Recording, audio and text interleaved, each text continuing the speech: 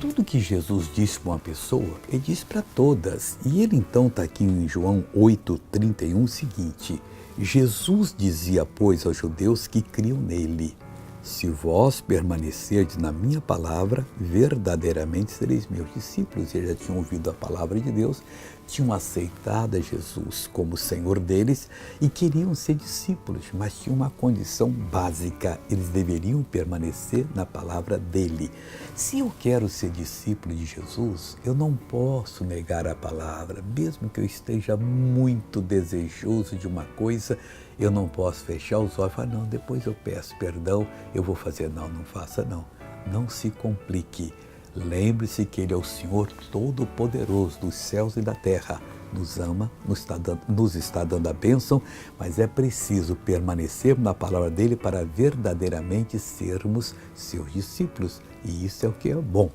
Veja essa pessoa que recebeu uma bênção dEle. O senhor foi o quê, amigo?